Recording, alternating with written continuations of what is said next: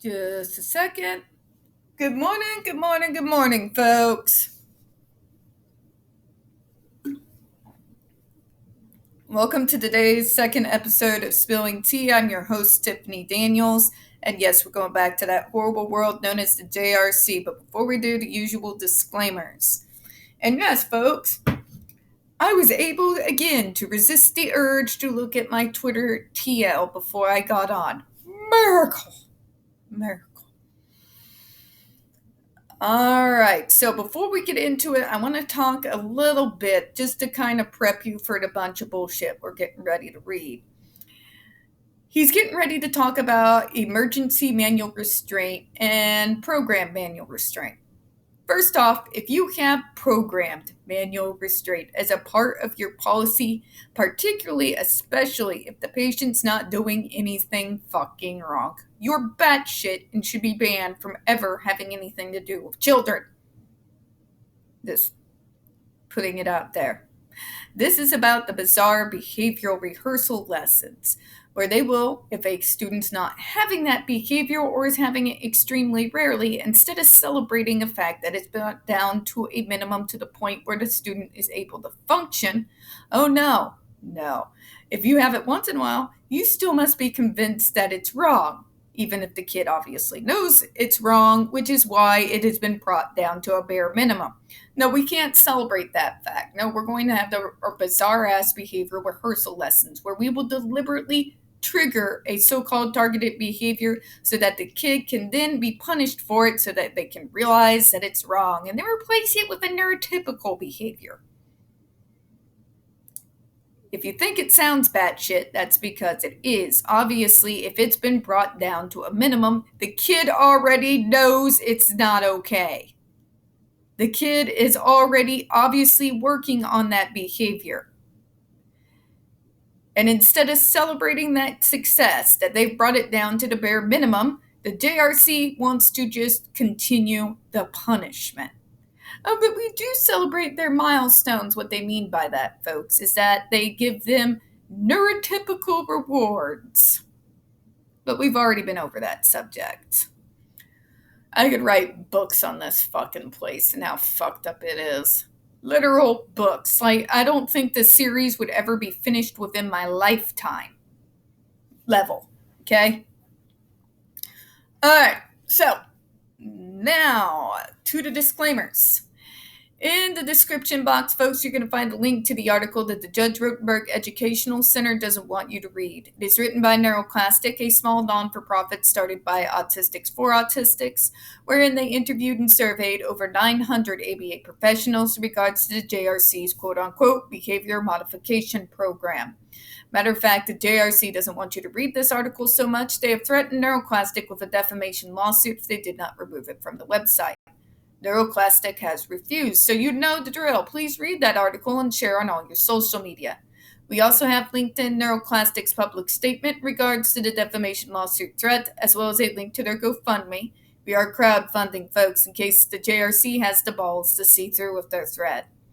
We got the pertinent links to the Agape boarding school situation as well. Agape boarding school is a Christian-themed boarding school based out of Stockton, Missouri that takes in so-called troubled male teens that has and pending over 21 civil lawsuits, claims, and allegations leveled against it, all that have been substantiated by the hard evidence collected by the Missouri Department of Social Services that include the following: sodomy, sexual assault, rape, child abuse, psychological and emotional abuse, starvation, and yes, even child trafficking. We have one former staff member arrested by the FBI and another, a doctor, still on the premises with full access to the boys up on multiple, again, substantiated by hard evidence by the Department of Social Services of rape, sodomy, and sexual assault of the boys there. You got an attorney general too busy doing frivolous lawsuits to please his orange god to do his job properly and protect kids who are actually under threat. And you got a governor who's hyped up on a power trip from hell with full access and control over our state's portion of the National Guard. So please share all those articles. Don't forget to share and sign the Change.org Shut Agape Boarding School Down petition. Folks, Oh, sorry. Can't brain. We also got the pertinent links to the Stop the Shocks campaign as well, including Autistic Hoya's massive archive on the subject, Jennifer Masaba's behavioral sheet over shockable offenses, a clip out of the 7-hour ordeal undergone by Andre McCollins back in 2002, the templates, and the ever-present self-explanatory change.org Shut the Judge Rotenberg Center Down petition. When we discuss the JRC, folks, you're going to hear vivid descriptions of and catch clips of surveillance footage of peoples with disabilities being tortured and abused. If you got young children present, please use your headphones, all right? This channel is marked not for children for a reason. We use profanity and discuss dark subjects. If your child is 16 and younger and watching this channel, parental supervision is very obviously advised. Trigger warning, we are about to descend into the mad ravings of a lunatic mind known as Dr. Matthew Israel. You're going to hear gaslighting, victim blaming, complete batshit insane lies, pseudoscience, and enough ableism, bigotry, and hatred to circle the globe about 3 times. So, just be prepared for that, all right? So moving on, emergency manual restraint and programmed manual restraint. First off, if you go to any of these programs out here in my state, even though we're not the best on the fucking planet, you will not see anywhere at all in any of our paperwork on any of the programs out in this state. Remember, I've worked in the field. I've worked with these programs. I still know and speak to the heads of these programs and organizations on a semi-regular fucking basis. Do not have anything that alludes to programmed manual restraint. What the fuck is wrong with you? All right, moving on. Sorry, that just pisses me off. It has been estimated that between 50 and 150 deaths occur annually as a result of either restraint or seclusion, and that appropriately 1/4 of those deaths are children. The number of the injuries is much higher. In addition, based on California data, there is a 25% chance that a person restrained manually or mechanically will be given emergency antipsychotic medication. This is projection, folks, in the highest order. As you know, on these videos, I like to go digging into Matthew Israel's history and tell you the things that he doesn't want you to know. Matthew Israel is trying to insinuate that he does not do these things. It's a lie. Matter of fact, he has caused the deaths of 6 fucking students. One of those in particular is part of the reason why he's no longer allowed to be within anywhere inside the state of California and practicing at all. I'm referring to the 1970s death back in 1976, where one of the students was bound. And was he bound by stuff that was agreed upon by the medical community? No, he was bound to his bed by fucking belts, face down, a helmet on his head, or due to struggle, and the way he was bound, he died of asphyxiation. So I guess Matthew Israel is speaking from experience there, isn't he, boys and girls, and non-binary and all of that. Right? But he's not going to tell you that. He's going to point the finger at every single school but himself, even though he is actually far more guilty than they when it comes to exactly to what he's referring to here. Let's talk about the restraints that have been found on his students that have shown bruising on the wrists and around the ankles. What about the fact that that shock device can be technically considered a restraint device? Because what is more restraining than a shock 3 times more powerful than a police taser? And remember, folks, you have people suing police departments for stun guns used on full-ass grown men. We're talking men 250 and up, solid pound muscle, them dropping to the ground in that device on 5 milliamps, stopping their heart. The kids who are on the lesser GED receive 15 milliamps. 15. On the highest level, it is literally just below the lethal limit. If you don't think that's restraint, I don't know. I have a couple of rivers in Egypt that I can sell you, even though there's only one. But let's move on here. Then he once again wants to demonize antipsychotic medication. Once again, he wants to pontificate on a field he has no experience in, nor has he ever studied, nor does he have any degree in which he can have an official opinion that can be actually relied upon by people with two brain cells to rub together. Okay? Again, it's the drugs. Drugs are bad, okay? Drugs are bad. There are some people that need to be on their fucking antipsychotic medication, folks. There are some people that need to be on these medications for, the fucking rest of us. You want to see the murders go through the roof and more accidental deaths? Take some people off of their medications that actually need to be on them. Just saying. Just saying is all.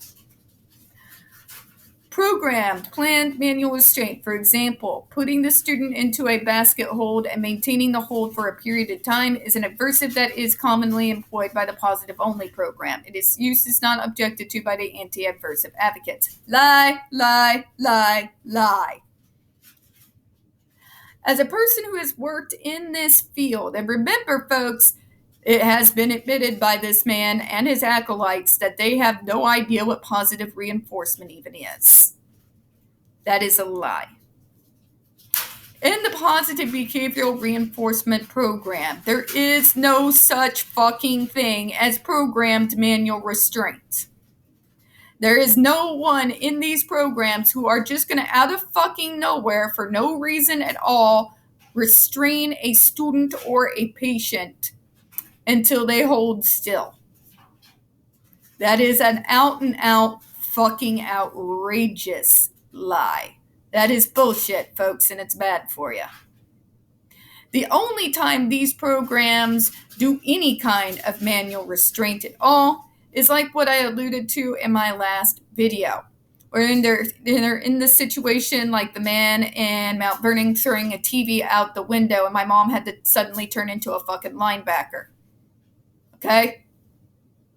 That is within these programs when a mechanical restraint is used, when the person has proven to be a danger to themselves or others. And again, that is not, let me say this again, is not an adversive. In those situations, that takedown is not there to punish the patient or the student. It is to basically de-escalate a situation. There are so many lies in that one paragraph, I don't even know where to begin. How this person has not been sued over and over and over and over again for medical malpractice, I don't know. How he's not sued for defamation for continuing to lie about programs he's never studied and never been a part of? Yeah, remember, doctor, I've worked in the field. I not only know what positive behavioral reinforcement is, I know how it's utilized in those programs, in those group homes, in the schools. It wouldn't be defamation. It would actually be misrepresentation. Thank you. And Paul was in a state hospital. He can tell you that's bullshit. Complete bullshit. But let's move on because this idiot can't seem to figure out, well, anything, really. I thought Andrew Wakefield was bad. Don't get me wrong and don't get me started on Andrew Wakefield. That's its own subject. But moving on. In some cases, manual restraint may be counterproductive. Oh, fucking God, yes. Please pontificate on shit that you get up to, doctor, but you're going to point the finger at everyone else. For some students, the chance to wrestle with a staff member who's trying to restrain him or her manually can actually be rewarding. What the fuck are you on? Oh yes, folks, my autistic ass is out there just looking for fights all the time. I just want to wrestle everybody, don't I, Paul? Yeah. All the time. I go out marching down the streets trying to talk smack and start shit with people. I once saw her break into a zoo to try and wrestle a bar. It's bullshit, folks. See, people like me, particularly our generation of misfits and people with atypical brains, we were taught not to start fights. We were taught to finish them. There's a huge fucking difference there. You know what I mean? I don't go looking for fights. Matter of fact, I try to avoid conflict as much as humanly possible. In fact, it is something that's just innate and instinctual from me. I try to avoid conflict. I run away from confrontation until I just fucking can't no more. This is more in life, however. As far as running away from confrontation from fuckers like this, nah. That's when I become an immovable wall. But I'm hardly going out there to start a fight because I find it rewarding. Are you all on fucking crack? My hypersensory ass, you really think I'm going to go out there and start a fight because reasons? Yeah. It's bullshit and it's bad for you, folks. When this is the case, the restraint may prove to be addergenic. It will serve to increase rather than decrease the frequency with which the problem behavior is displayed on future occasions. This is once again telling you the doctor has no idea about the state of mind of any of the students that he oversees. But you're just starting it because you get a kick out of it. Are you fucking batshit? None of me or any of my fellow autistics, or hell, even my fellow ADHDers are out there looking for fucking fights because we want to get off on it. Okay? Now, I have known individuals who are like that, but guess what, doctor? They were neurotypical. This is once again an episode, folks, of when neurotypicals project their bullshit onto us. I've seen neurotypicals who want to go out and start fights and enjoy it, and enjoy bullying others and beating them down because they get off on it.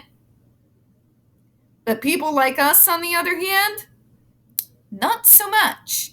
In fact, we are more likely to be targeted by those individuals as opposed to being those individuals ourselves. We are instead, my particular generation, we're kind of, our generation of atypical brains, we're the fuck around and find out kids. So what does that mean? Did we start the fights? No. Did we go looking for them? No. Did we instigate them? No. But if you're going to fuck around, you're going to find out. Like Paul there, when people would randomly start fights with him in school. They fucked around and found out. In high school, I locked one kid inside his own locker. And he can tell you, the kid started it. Yep. He kept trying to trip me in the hall between class. I just got sick of it one day. This is what happens, folks. This is reality. Dr. Matthew Israel wants to tell you that we are the cause of basically everything, and therefore we deserve to be tortured and all that until we perform either like fucking unfeeling robots or we become somehow magical neurotypicals. Yeah. Let's move on. In addition, for self-abusive students with autism, being restrained may be a rewarding condition. Are you on fucking crack? Speaking as an autistic, as well as someone who's worked in a field with many autistic friends, the worst fucking thing you can do on the goddamn planet is restrain us. In particular, there was an incident when I was in full-blown meltdown. Ask Paul if I felt like being restrained was rewarding. I sucker punched him in the ribs, folks. I only know this because he explained it to me afterwards when I finally came to afterward.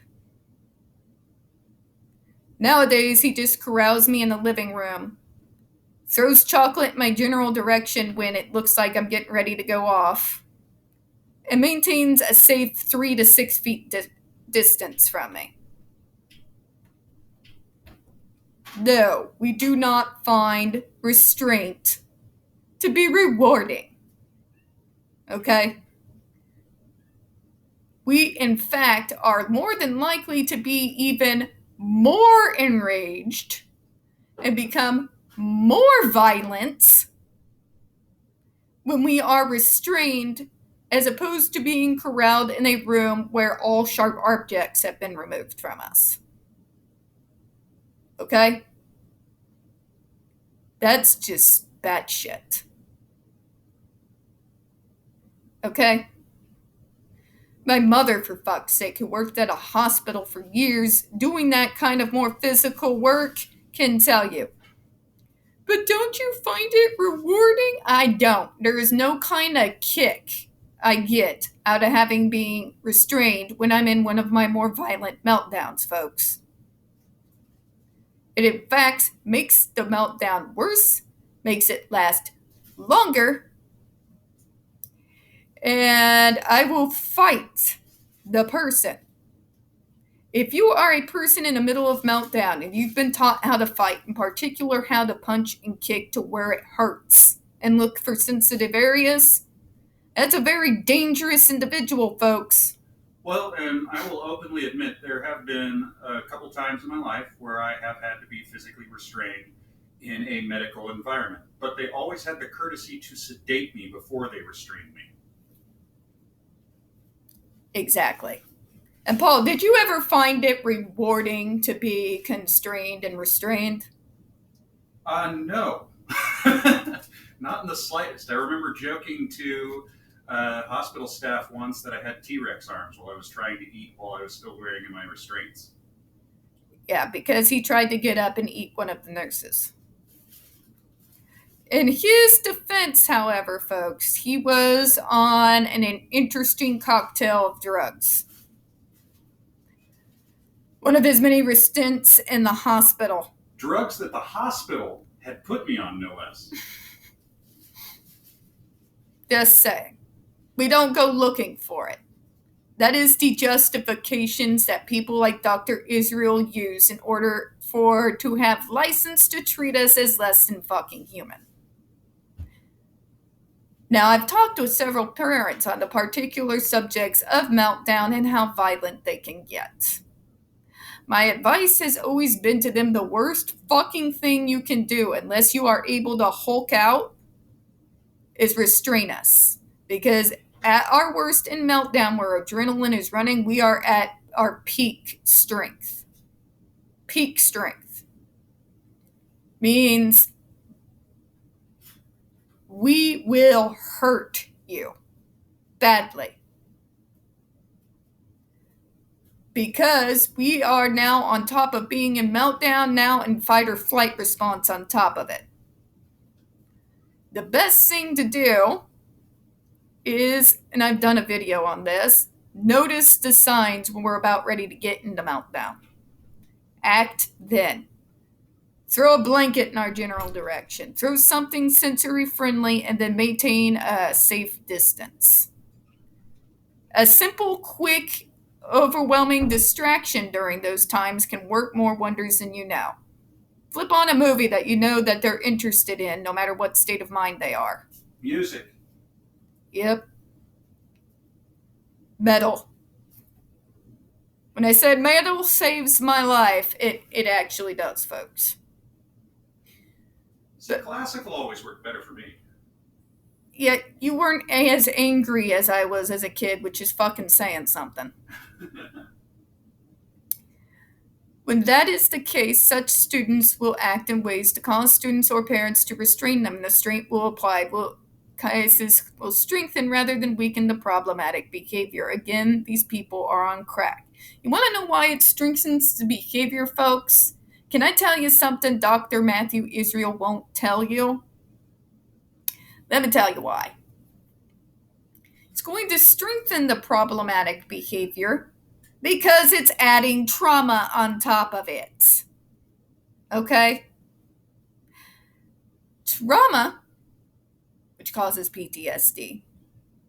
And PTSD comes with problematic behavior. Who would have thunk, right?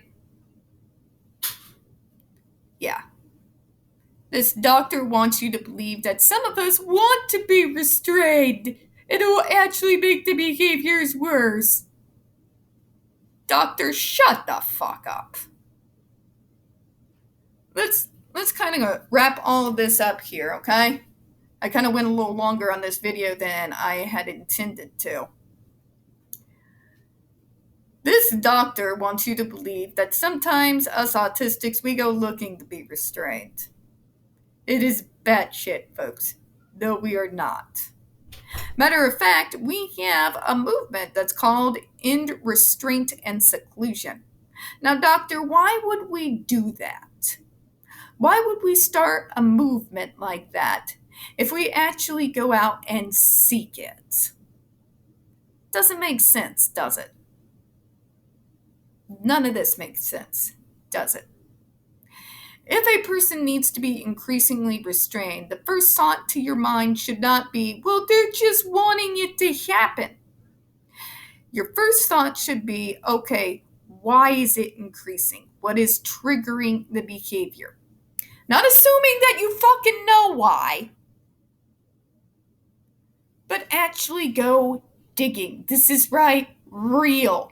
Actual therapy by an actual psychologist that is ongoing, that you don't have to fucking earn, by the way, is extremely important. If you want to know how I got my frequencies of behaviors down from when I was a kid, it was actual therapy married with proper medication with a proper treatment program. I'm going to close out on that. We don't get very many views on this channel, especially on this subject. The few that we do tend to get removed from time to time. So please don't forget to hit the like button, hit subscribe, and don't forget to hit the comments. I do appreciate your time. As always, we hope you have a good one. And everybody please show the roomie Paul some love. He's been through some shit. There's a reason why he's my roommate, okay? So please show him some love in the comments. As always, we hope you have a good one. And just to clear my mind of all the stupid I just read, I'm going to go pet the cat with the Napoleon complex, all right? Bye-bye, everyone.